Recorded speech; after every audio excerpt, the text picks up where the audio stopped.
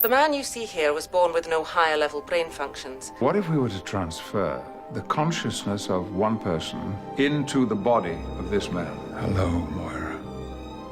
Everyone talks about Easter eggs in DVDs. We like putting Easter eggs in the body of the movies themselves. We like putting in little hints for people that if they read the comics their whole lives and they're big fans, they might recognize a few things. You actually go outside in these things? What would you prefer?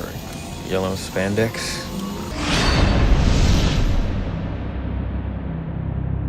There are a number of things in both X-Men 1 and X-Men 2, some very hidden, some a little more obvious, that you can look at that leads you towards the story that we were telling in X-Men 3. If you look at Jean Grey throughout the course of X-Men 1 and 2, you can see that she's never quite comfortable with her power level. You can see that she's always discussing with Cyclops how the professor is trying to help her maintain control of her abilities. We hint that there's always a chance that if that power goes unchecked, something could happen. My dreams are getting worse. Scott.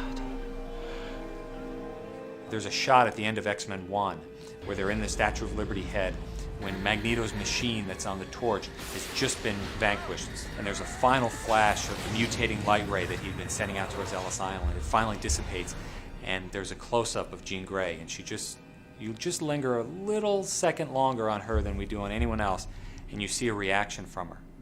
But that was put in there purposefully to try and suggest maybe somewhere down the line in another movie, we'll be able to look back and pinpoint that moment as something happened to her. Maybe she was affected somehow by that ray. Maybe something within her mutations altered a bit. And she just has this premonition that something might not be right. And as that continues in X-Men 2, and you see her eyes start to light up, and you see the